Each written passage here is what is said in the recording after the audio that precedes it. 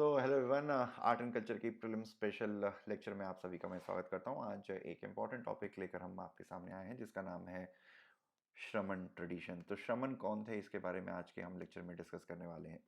तो आज का लेक्चर काफ़ी क्रिस्प और सिंपल रखूंगा मैं इसको, ताकि इसकी जो पूरी अंडरस्टैंडिंग है आप तक पहुंच सके, इस पूरे कंसेप्ट को आप समझ सकें कि श्रमण ट्रेडिशन था क्या, कैसे उसका जन्म हुआ और उसने किस तरीके से जो सनातन धर्म की हमारी सोसाइटी है, जो हमारा समाज है, उसमें किस तरीके से एक नई ऊर्जा की उत्पत्ति करी, किस तरीके से एक नई जान फूंकी। ठीक है, तो आई सोशल के चैनल पे मैं आप सभी का स्वागत करता हूँ। Let's started. सो सनातन धर्म, सनातन धर्म को अगर हम देखें तो तीन भागों में बांटा जा सकता है। एक है ब्राह्मणिज्म, दूसरा है श्रमण और तीसरा है भक्ति। ठीक है, सनातन धर्म के तीन हिस्से हैं। तीन तरीके से हम सनातन धर्म में अपने धर्म को हम फॉलो करते हैं। कहने का मतलब ये है, तीन रास्ते हैं। हिंदू धर्म या सनातन धर्म को फॉलो करने के तीन रास्ते हैं। तो सबसे पहले ब्राह्मणिज्म आता है। कई कई बार आपने देखा होगा कि आपके घर में किसी स्पेशल ओकेजन पे यज्ञ का आयोजन होता है, जिसमें एक पंडित आता है, बकायदा पूरा अनुष्ठान होता है, मंत्रों का उच्चारण होता है, संस्कृत भाषा का प्रयोग किया जाता है।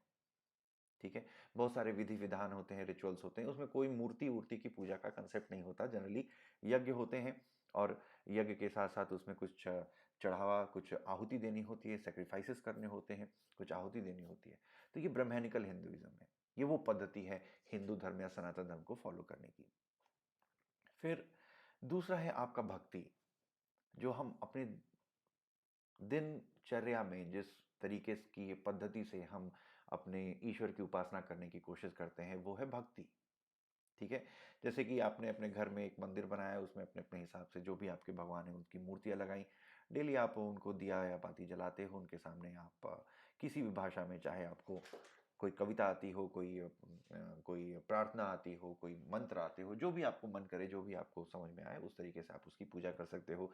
कई बार आप मंत्रों का माला भी जपते हो, जगराता करते हो, कीर्तन भजन कीर्तन करते हो। तो ये भक्ति मूवमेंट है, ये भक्ति तरीका है, डिवोशनल फॉर्म ऑफ वर्शिप है, जिसमें आप अपने आप को अपने मन चाहे अपने चुने हुए भगवान के प्रति अपने आप को पूरी तरीके से सरेंडर कर देते हो। डिवोशनल फॉर्म ऑफ वर्शिप, भक्ति, उसकी भक्ति में पूरी तरीके से लीन हो जाते हो।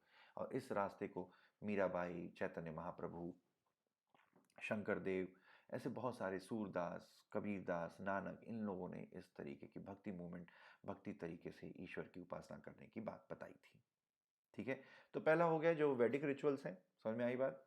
जो वैदिक रिचुअल्स के थ्रू कई बार जब स्पेशल ओकेजन में हम इस तरीके का महामृत्युंजय जाप है, या अष्टमी या नवमी के दिन पूजा रखी जाती है घर पे, तो यज्ञ रखा जाता है। तो उस यज्ञ के माध्यम से जब हम अपने ईश्वर की उपासना करते हैं, तो उसे ब्रह्मैनिकल हिंदुइज्म या ब्रह्मैनिकल रिलीजन फॉर्म ऑफ वर्शिप बोला जाता है। फिर एक है भक्ति, जो थोड़ी सिंप्लीफाइड होती है, जिसमें संस्कृत हो चाहे नॉन संस्कृत भाषा हो, उसका प्रयोग करते हैं। कोई ज़रूरी नहीं है कि आपको बहुत सारे रिलीजियस रिचुअल्स फॉलो करने पड़ेंगे, आप अपने हिसाब से, अपनी पसंद के हिसाब से, आपकी जैसी यथाशक्ति तथा भक्ति वाले हिसाब से आप अपने ईश्वर की उपासना कर सकते हैं। फिर एक है आपका श्रमण।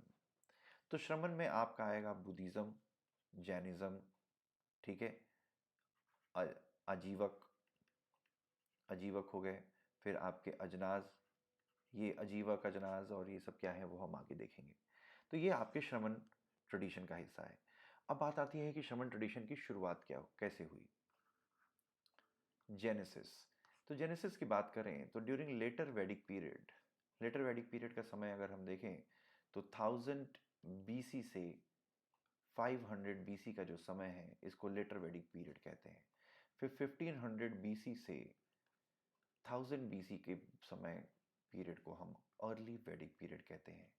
अर्ली वैदिक पीरियड में ऋग्वेद की रचना हुई थी, और लेटर वैदिक पीरियड में आपके बाकी के जो तीन हैं, अथर्ववेद, यजुर्वेद और सामवेद, इन तीनों वेदों की रचना लेटर वैदिक पीरियड में हुई थी।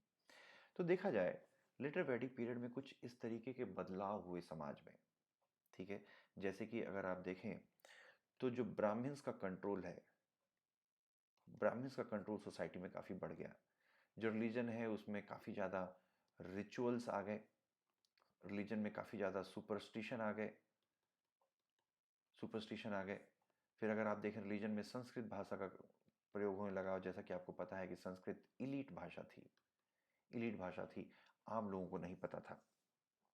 ठीक है, तो कहने का मतलब है इन सारी धर्म में इतनी कुरीतियां आ गई कि religion was no longer able to answer problems या क्वेश्चंस ऑफ इट्स फॉलोअर्स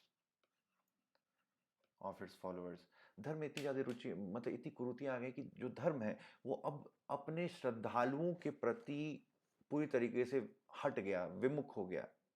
ठीक है, ऑब्लीवियस हो गया। वो जवाब नहीं दे पा रहा था कि भाई जैसे मान लिया अगर आप उस धर्म को फॉलो कर रहे हैं, आपको स्पिरिचुअल अपलिफ्टमेंट चाहिए, तो धर्म के पास वो देने के लिए कुछ नहीं था। आपको पूजा आप कर रहे हैं, ठीक है, आपका जो 90% जो आपकी एनर्जी है उस सिर्फ रीति रिवाज और उसकी क्रियाओं को, उस पूजा को, अनुष्ठान को संपन्न कराने में ही लगी हुई है कि कितने आम के पत्ते चाहिए, कितना घी चाहिए, कितना क्या लगेगा, कितनी दिया जलानी है, कितनी बार मंत्र उच्चारण करना है, कितनी बार कब स्वाहा बोलना है। ये सब चीज़ों में ही आपका दिमाग उलझा हुआ है। कहीं मंत्रों का गलत उच्चारण तो नहीं कर दिया, कहीं से भी आप अपने ईश्वर में एक बार भी अपने आप को ईश्वर के साथ आत्मसात महसूस नहीं कर पा रहे हैं। जो धर्म है वो आपको सवाल का जवाब नहीं दे पा रहा है कि भाई ईश्वर क्या है, आत्मा क्या है, जीवन का मकसद क्या है, मरने के बाद क्या होता है, ये सारी चीजें।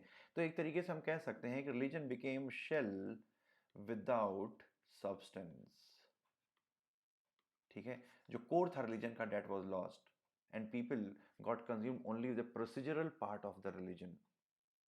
ठीक है, सो सिर्फ रिलीजन की पद्धतियों को फॉलो कर रहे हैं कि भाई आपको पूजा करनी है, आपको ये दिया लगेगा, इतना दान देना है, इतने सारे घी लगेंगे, इतना ये चल लगेगा, यही सारी चीजें धर्म में फंसी हुई थी। तो इसकी वजह से क्या हुआ कि कुछ लोगों का जो है certain section of society got alienated with this Brahmanical Hinduism, और अपने सत्य को प्राप्त करने के लिए, अपने सवालों के जवाब ढूंढने के लिए दे स्टार्टेड रिनाउंसिंग द वर्ल्ड। ठीक है, तो एक मूवमेंट शुरू हुई जिसमें लोग अपना घर बार छोड़ के they started becoming a monk, they started becoming an ascetic, साधु बनने लगे। और यहां से जन्म हुआ आपके श्रमण ट्रेडिशन का। ठीक है, श्रमण ट्रेडिशन का। अब देखते हैं कि व्हाट इज श्रमण ट्रेडिशन, व्हाट इज श्रमण।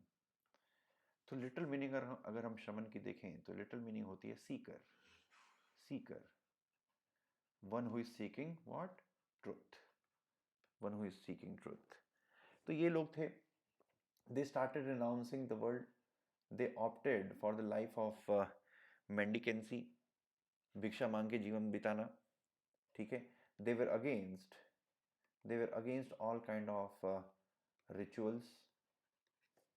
It was an anti-Vedic movement, it was an anti-Vedic movement, क्योंकि ये वेदों के खिलाफ शुरू होने वाली एक तरीके से आंदोलन था।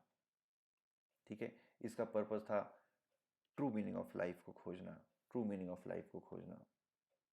ठीक है, और श्रमण ट्रेडिशन की वजह से ही कुछ नए कंसेप्ट का जन्म हुआ, जैसे कि मोक्ष। मोक्ष क्या है, संसार क्या है, ठीक है, निर्वाणा क्या है, इस तरीके के कुछ टॉपिक्स का, इस तरीके के कुछ कंसेप्ट्स का जन्म हुआ। फिर श्रमण ट्रेडिशन ने ही योगिक प्रैक्टिसेस को जन्म दिया। ठीक है, और अगर हम देखें तो श्रमण कोई एक सिंगल आइडियोलॉजी नहीं थी, it was a set of diverse school of philosophy, diverse school of philosophy. ठीक है, इसके हिसाब से अगर देखें तो डाइवर्स स्कूल ऑफ फिलॉसफी का मतलब है कि कुछ श्रमण मानते थे कि भगवान नहीं है, और कुछ कहते थे कि नहीं भगवान है। तो कहने का मतलब ये है कि जो श्रमण था कोई एक सिंगल आइडियोलॉजी नहीं थी, ये अलग अलग स्कूल ऑफ थॉट से मिली हुई थी। और अगर हम देखें तो इन्होंने बात की इक्वालिटी की, अगर हम देखें तो इन्होंने वर्ना सिस्टम को वर्ना सिस्टम को पूरी तरीके से रिजेक्ट कर दिया, और इसी श्रमण ने जन्म दिया बुद्धिज़्म और जैनिज़्म का। जैसा कि अगर आप बुद्धिज़्म और जैनिज़्म के थोड़े बहुत इतिहास को जानते हैं तो आपको पता होगा गौतम बुद्ध, सिद्धार्थ गौतम पहले एक राजकुमार थे, फिर उन्होंने अपना राजपाट छोड़ के फिर वो साधु बन गए। वैसा ही सेम वर्धमान महावीर के साथ हुआ। वो भी 30 या 32 साल की उम्र में अपना घर बार छोड़ के साधु बन गए।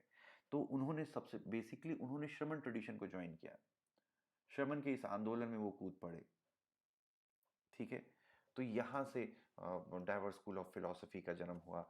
और आज की का जो हमारा समाज है वो आज भी श्रमण के जो ट्रेडिशन है, जो वो आंदोलन था, उसका इम्पैक्ट आज भी हमारे समाज के ऊपर देखने को मिलता है। तो ये था श्रमण ट्रेडिशन। अगर आपको ये लेक्चर पसंद आया हो तो इसको जरूर सब्सक्राइब कीजिए, इसको लाइक और शेयर कीजिए, और इस हमारे इनिशिएटिव को एक रिवोल्यूशन बनाने में हमारी मदद कीजिए। ये एक क्राउड फंडेड इनिशिएटिव है जो आपके लिए और हमेशा आपके लिए फ्री रहेगा। तो thanks for watching, have a nice day, all the best.